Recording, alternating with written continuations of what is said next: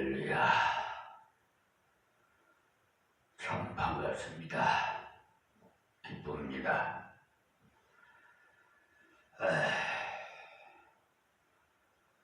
살롬으로 먼저 인사를 드리고, 오늘 새벽 기도 시간도 마태복음 강해 설교로 13장 29절 말씀부터 드리겠습니다. 주인이 가로되 가만두어라.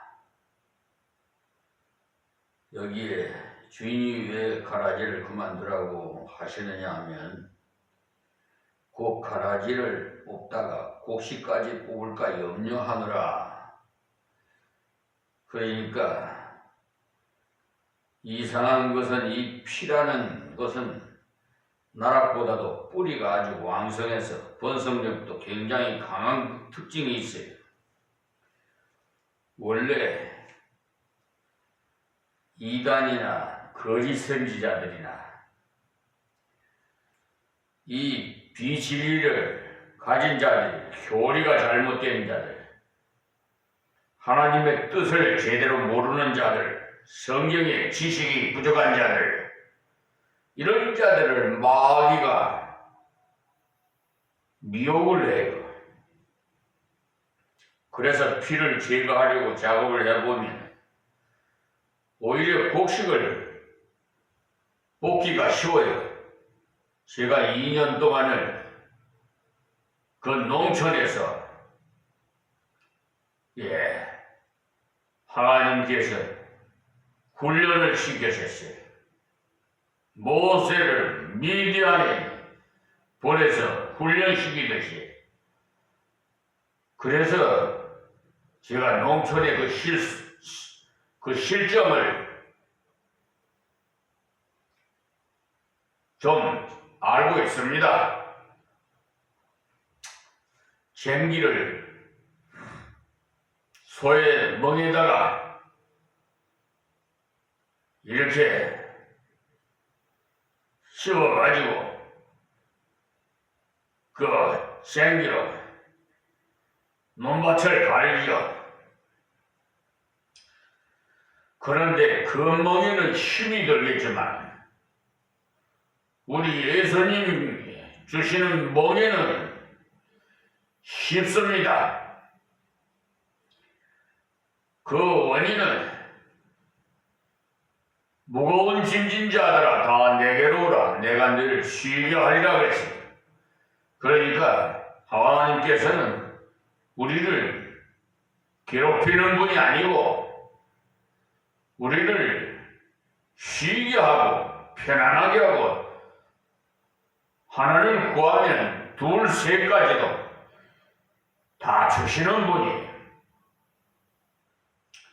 우리의 그 마음속에 생각하고 있는 것까지도 투명하게 잘 알고 계시기 때문에 저보다도 더 잘합니다.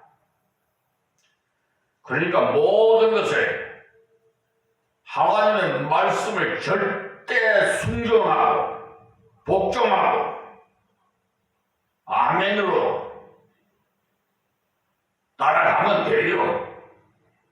그러면은 여러분에게 놀라운 체험을 날마다 할 수가 있어요. 저는 주님과 동행하는 사월산이 날마다 하나님의 그 도우심에 체험을 하고 있습니다.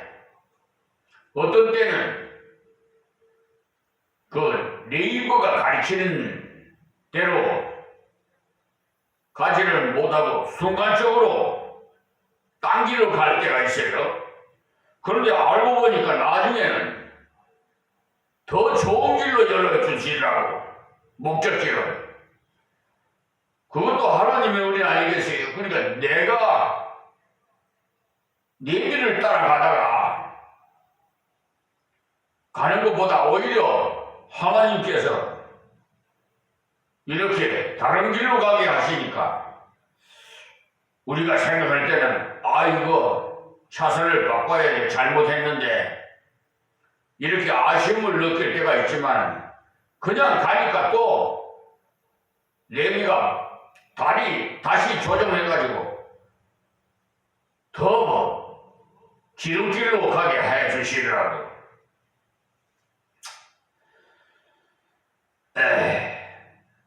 정말 농촌의 그 피를 뽑다 보면요, 그 벼인 나라까지 뽑히더라고요. 그 피 뿌리가 말입니다. 참 그 벼 뿌리보다 더 왕성해가지고 또 풀도 마찬가지예요. 우리가 풀씨를 뿌리지도 않았는데 풀이 나잖아요. 그 성경이 다 말씀하잖아요.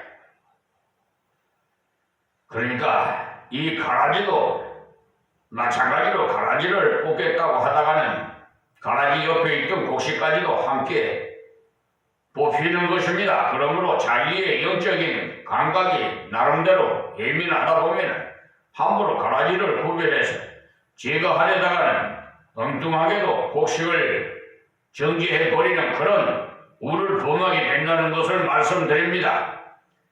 그러니까 우리는 이런 면에서 가라지를 긍정적으로 해석할 필요가 있는 것입니다. 앞에서도 말씀드린 대로 이 가라지는 엉겅퀴와 가시와는 다릅니다. 이 엉겅퀴나 가시는 단번에 휙 이렇게 드러나는 것임으로써 교회 안에 무슨 범죄가 발생할 경우에는 교회가 그것을 실의해야 합니다. 그런데 요즘 한국교회 실의하는 교회 있습니까? 있으면 한번 저한테 연락 좀 주세요. 저한테 연락 주시는 것보다 하나님께서 칭찬하실 겁니다. 요사이 교회의 그 7번이 완전히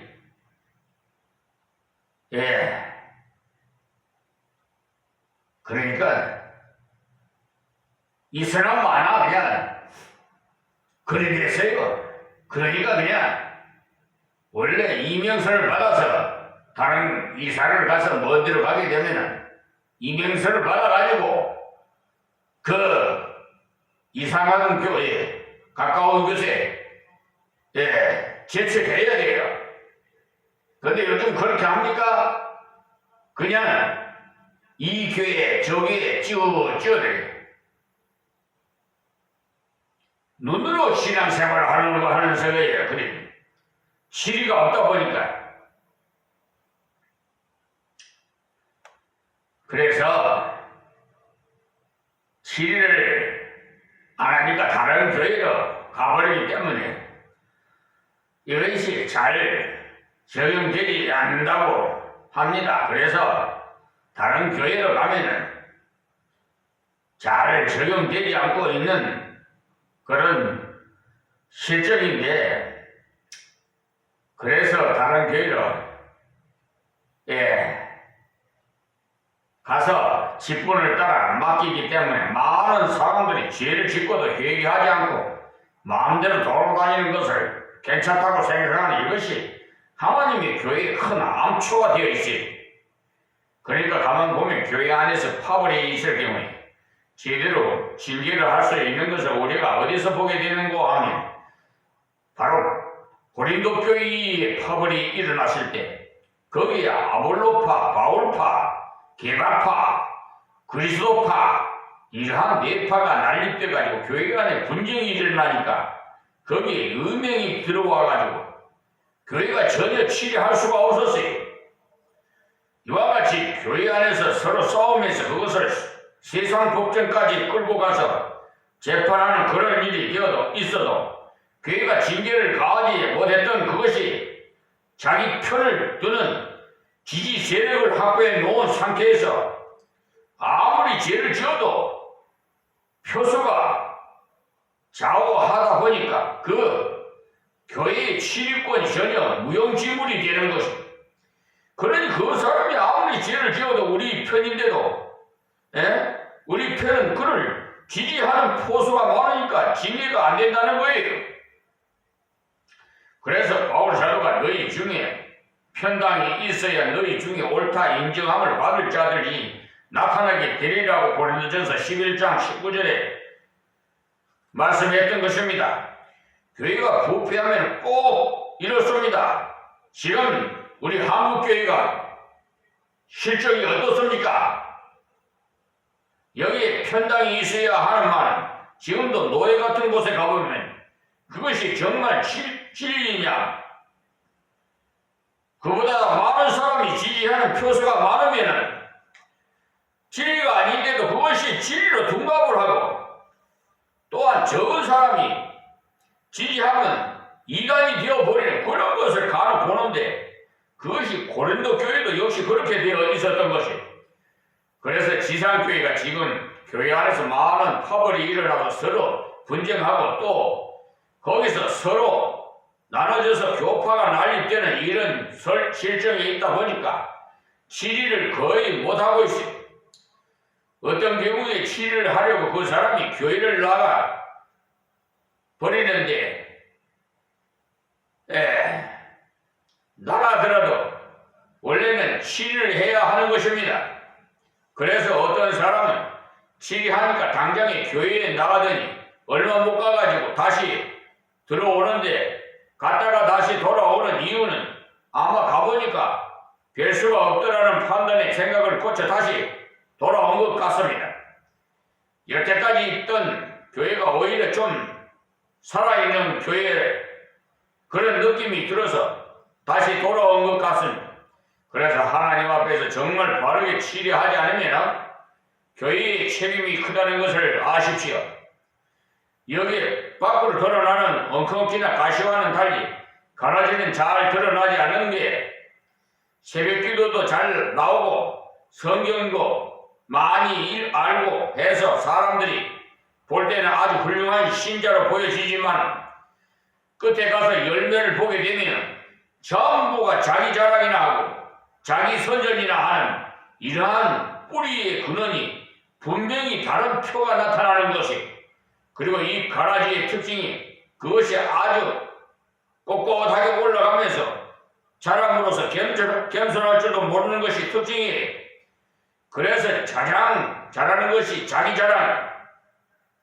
그래서 가라지는 뽑지 말라고 했었습니다. 그러니까 곡식과 가라지를 처음에는 거의 구별할 수 없으나 세월이 지나면 어느 정도 구별이 가능하지만 그 가라지도 주인의 뜻대로 처리하라는 것입니다. 그러니 나중에 다 결판이 났을 때는 하나님에 의해서 심판의 결과가 나온다는 것.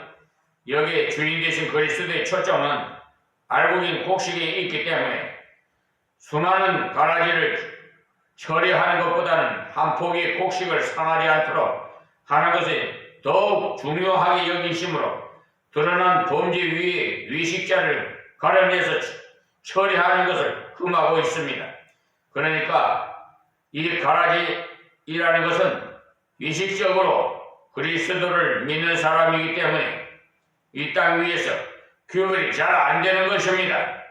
그래서 아무도 그 가라지에 대해서 조급히 판단하고 처리할 수 없다는 말. 이것이 우리가 잘 아는 소위 민주주의법과 비슷한 원리로 10명의 도둑을 놓치더라도 한 명의 무죄의 사람을 무고히 시리하는 것을 안 된다고 해서 증거가 없을 경우에는 현장에서 체포된 사람이라도 도둑이라는 물증이 없으면 행사입건이 되지 않습니다. 그러나 공산주의는 이것과는 정반대로 집단의 분자가 하나만 섞여 있어도 그것을 없애기 위해서 집단 전체의 그 대량 학살로 서슴지 않고 자행하느니 이것이 그들이 신봉하는 유물론 사상 때문이에요. 그러니 유물론에서는 인간이 사유하는 물건을 똑같은 차원에서 다루기 때문에 사람이라도 더 이상의 사유 가치를 상실해 버릴 경우에 쓸모없는 책상을 폐기 처분해 버리듯이 사람도 쓸데없으면 무자비하게 죽여버려 없애버리는 거예요. 이렇게 인간의 생명에 대한 존엄성을 전혀 인정하지 않기 때문에 이 유물론이야말로 무서운 사상인 것입니다. 지금도 우리 사회가 약간의 이런 유물론적인 경향으로 흘러가고 있는데 다름이 아니라 사람을 금수와 같이 예사로 죽이는 인명정식 풍조가 많이 되어 있잖아요. 묻지마 범죄가 그냥 자기와 아무런 이해관계도 없는 사람 그냥 참 그런 사람 그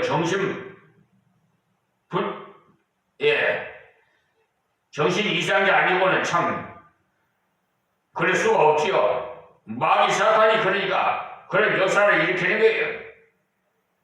이 유물론은요 다인의 진화론에서 유래된 사상으로 이 진화론을 일단 믿게 되면 결국 이체의 그 적자생존의 그 사상으로 흘러 들어가서 소위 말하는 양육강식이 강입되는 것입니다.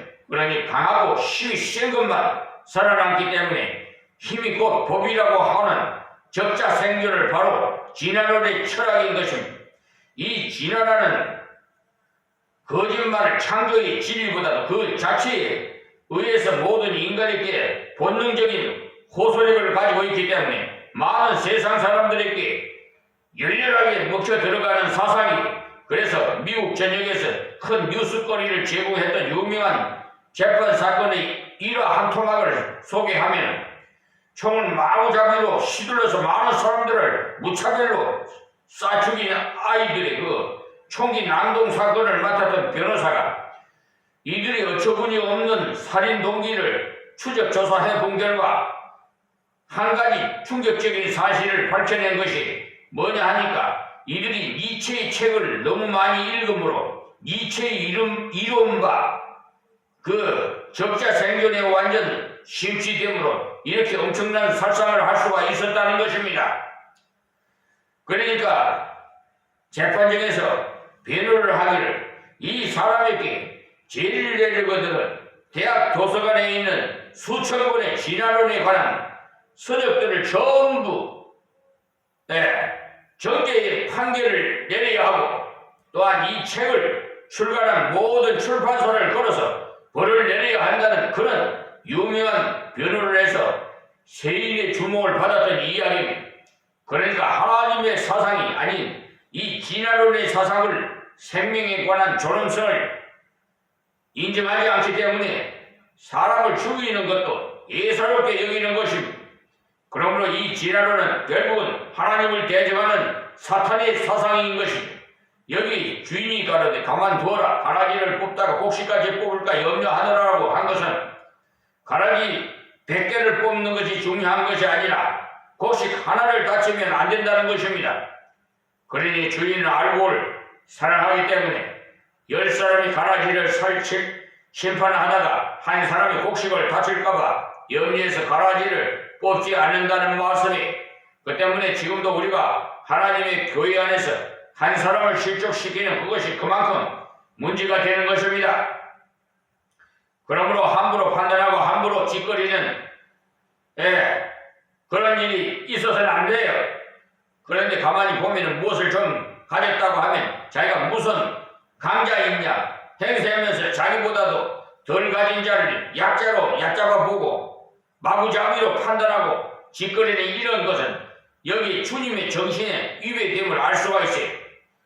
세상 법정에 지금 사기 재판을 얼마나 아주 그냥 이제는 뭐 그냥 양심도 완전히 없는 것 같은데요. 예사로 그냥 사기 재판을 해요. 저 대법원 대법관이라는 서경환이 오경미 김선수 노태학 같은 대법관은요 상습자기 재판의 사고심 절차에 관한 특례법을 제4조 세상에 가없는 가치평에 대한 걸 갖다가 손해배상 청구에다가 인용을 하고 또 한 번은 제4조 금 메탄에 해당되는 이유여 왜 이 심리 불속의 기각이 돼야 되는 내용을 거기를 완전히 빠뜨리고는 공란을 해놓고는 그냥 4조에 의해서 제5조에 의해서 기각한다고 이 엉터리 같은 법관 징계위원회 대법원장한테 보냈으니까 대법원 행정처에서 징계위원을 구성해서 60일 안에 그 결과를 송달하라는 그러니까 법관 징계에 규칙이 있어요.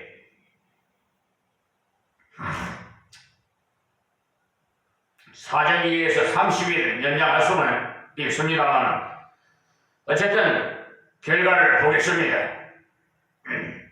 그래서 이 피를 완전하게 제거하기 위해서는 어쨌든 좀 덜 익었을 때 따야만이 피가 안 떨어지는 것입니다. 자, 30절 말씀에 둘 다 추수 때까지 함께 자라게 두어라. 추수 때 내가 추수꾼들에게 말하기를 가라지는 먼저 거두어 불사르게 단으로 묶고 곡식은 모아 내 곡간에 넣으라 하리라. 아멘. 여기 보십시오. 이 나오는 말씀이 유대나라에 추수하는 방법인데 우리나라도 역시 이와 똑같은 방법으로 나락을 베기 전에 피부터 먼저 뽑아서 피단을 묶어서 불에 태우는 것입니다. 그렇게 함으로써 내년에 또 피가 떨어져서 있게 되는 그 피해를 예방하기 때문에 피부터 먼저 베어 태우는 것입니다. 그래서 이 피를 완전하게 제거하기 위해서는 좀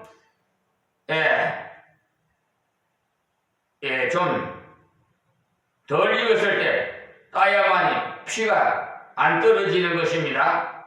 피는 조금만 건드리면 쭉 다 떨어져요. 그 다음 해에 다시 올라오는 것을 보면 이 피는 그만큼 굉장히 강하기 때문에 조금 덜 익었을 때 완전히 싹 뽑아 없애버려야 돼. 그러니까 이 유대나라도 보면은 일찍 가라지부터 뽑아서 없앤다는 말씀이 여기에 가라지의 완전한 분별은 그리스도께서 오시는 그날의 분별이 되어지기 때문에 우리는 그리스도께서 도래하실 때까지 옆에서 좀 찌르는 것과 도무지 이해가 안 되는 그런 고난과 모습이 있을지라도 하나님만 바라보면 그것이 참고 걸어가야만 됩니다. 여기서 우리는 이 지상교회에서 곡식과 가라지의 완전한 분별이 그리스도께서 오시는 세상 끝에 추수 때 이루어진다는 것을 알고 그것을 우리는 하나님께 맡겨 둘 것이지 인간이 함부로 가라지를 뽑으려고 생각하지 말아야 될 것을 주의시키고 있는 것입니다. 그러니까 교육자라고 하더라도 하나님의 교회 안에 있는 가라지를 다 알 수가 없어요. 엉겅퀴나 가시에 대해서는 우리가 다 걷어가지고 불에 태워버려야 되지만 이 가라지는 겉모양이 알곡과 비슷하기 때문에 함부로 판단해서는 안 되는 것입니다. 이것을 볼 때 우리가 교회 안에 외식적인 이러한 세력이 있는 것을 보고 한탄하거나 낙심하지 말아야 되는 게 그날에 가서는 다 해결이 되기 때문입니다. 어제도 좀 말씀 드린 거 있습니다. 정아무개 목사 사랑 침례교회에 심하시는 분이 유튜브 방송을 유튜브에 이렇게 설교라고 보기도 그렇고 완전히 선전하는 그런 것인데 민주당을 갖다가 완전히 용공 세력으로 어떻게 이상하게 정치를 하는 목사로 그러니까 사회주의자들이요 이게 신신학자들이 그런 짓거리를 많이 해요. 교회와 목사가 정치를 외면하면 산악하고 저질스러운 자들의 지배를 받는다. 아이고 참 이찬수 목사의 그 설교의 그 비평을 아무개 목사가 그렇게 했더라고요. 그래 참 내가 그래서 어제 그 유튜브 방송 더보기에 그 클릭 하시면은 나옵니다. 사랑 침례교회 정아무개 목사 그 동영상 다 삭제해버리세요. 다 그런 그거 들으면 여러분 이런 신신학자라고 변하고 엉뚱한 길로 가게 돼요. 정광훈 목사같이 하나님 공짜만 내 손에 주고 하는 식으로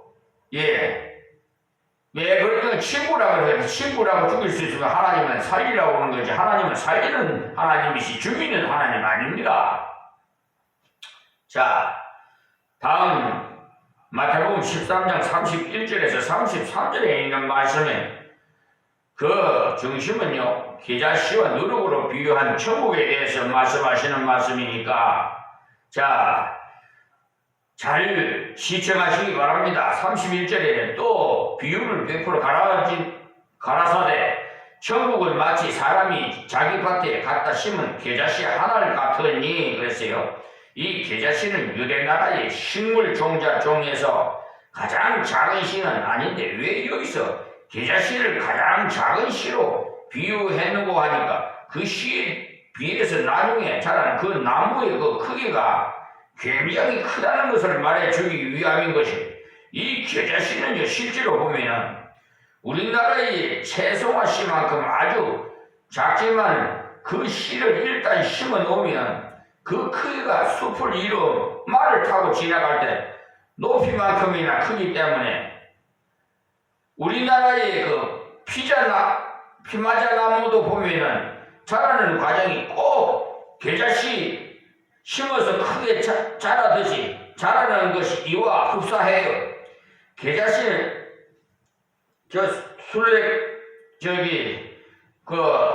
이스라엘에 다녀오신 분이 가지고 와서 보여줬는데 계자씨가 눈에도 잘 안 보입니다. 좀 너무 작다 이 말입니다. 그러니까 이 계자씨는 단연생 식물은 아닌데 한 해만에 싹 커 올라가서 상당히 크게 자라는 식물이, 그래서 여기 이 계자씨 비유는 가장 작은 것이 큰 것으로 자란다는 그것을 대비시켜서 강조하기 위해 이 계자씨를 비유로 둔 것입니다. 그러니까 하나님의 나라는 곧 천국을 씨앗과 같이 작은 것이 임하여서 하나님이 다스려 주심이 점점 확장되어 나가는 것을 말해주는 것입니다. 이렇게 복음의 역사는 가장 미미하게 시작한다는 말씀이에요. 자, 32절 말씀이에요. 이는 모든 씨보다 작은 것이로되 자란 후에는 나물보다 커서 나무가 되며 공중의 새들이 와서 그 가지에 깃들이니라. 여기에 공중의 새들을 가리켜서 어떤 사람은 막이라고 하는데, 그것은 앞에 예수님께서 씨 뿌리는 비유를 설명해 주실 때 씨를 가져간 새들을 막이라고 말씀하셨기 때문에 여기 공중의 새들도 역시 막이라고 그렇게 해석을 하는데 그게 아닙니다.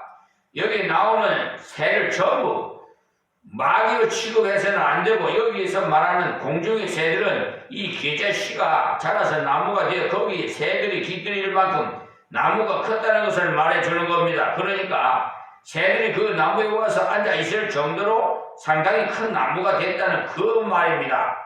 비유를 이렇게 자연스럽게 보지 않고 하나하나를 떼서 보면은 그런 억측도 가능하기 때문에 문장 그대로 자연스럽게 봐야 하는 것입니다. 그러니 이것을 바로 무엇을 말해주느냐 하면은 하나님의 복음의 역사, 하나님의 교회의 역사, 하나님의 생명의 역사, 아주 작은 것 같아 보여도 이것이 일단 심겨지기만 하면 나중에 가서 생각할 수 없을 만큼 큰 열매를 맺어진다는 그것을 말씀해 주는 것입니다.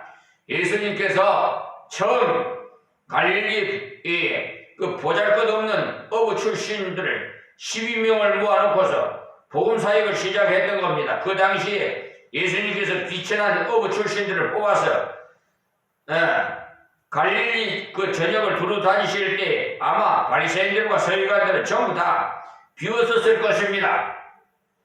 저는 불황무식한 것들을 제자라고 데리고 다니면서 가르치고 또 이 일을 맡겨서는 무엇 하겠다는 것이 말이냐고 상당히 비아냥거렸을 것입니다. 그러니까 예수님께서 최소한 랍비라도 몇 명이라도 뽑아가지고 다니셨다면 그런 조롱은 덜 당했을 것입니다. 그러나 실제로 예수님의 제자들은 주로 무엇을 증거했느냐 하면 바로 생생한 사건을 증거했던 거예요. 그들은 논리적인 이론을 증거한 것이 아닙니다. 사건을 그대로 증거했는데 이 사건을 증거하는 데는 오히려 담백한 사람이 더 낫습니다. 이 사건을 증거하는 데는요 오히려 담백한 사람이 더 나아요. 학문을 많이 아는 사람은 사건을 말할 때도 자기 생각을 가미시켜가지고 내 생각에는 그때 그런 일이 터진 것이 뭐 때문일 것이다 이렇게 논리를 전개해 나가는 것입니다. 그러나 전혀 학문이 없는 순진한 어부들은 거기가 본 그대로 내가 보니까 사람이 죽었더라 이렇게 단순하게 말해버리지 거기가 자기의 그 생각을 가미시키지 않습니다. 그러한 사람들을 소위 말하는 맛보기 인생이기 때문에 솔직 담백한 것이 특징이에요. 그래서 이 예수님의 행적의 기록인 복음서를 어떤 사람들을 통해서 기록하게 하신 것은 그러니까 이런 사람을 통해서 기록하는 것은 사건 그대로를 기록하도록 하기 위해서 이런 사람들을 사용하신 거예요. 그러니까 하나님께서 쓰시는 도구가 사람들이 볼 때는 아주 미미한데도 결과는 굉장히 크더라는 그 말씀이에요. 그러니 이것은 무엇을 말하냐? 곧 인간 자기가 하는 것이 아니라는 말씀이에요. 오늘 여기서 말씀을 맺겠습니다. 하나님 주신 말씀 증거하였사오니 아버지 듣는 자마다 은혜 되게 하여 주시고 깨닫게 해 주시고 바른 신앙생활을 할 수 있도록 은혜를 베풀어 주시옵소서. 저 신신학자들을 저 길거리에서 나가서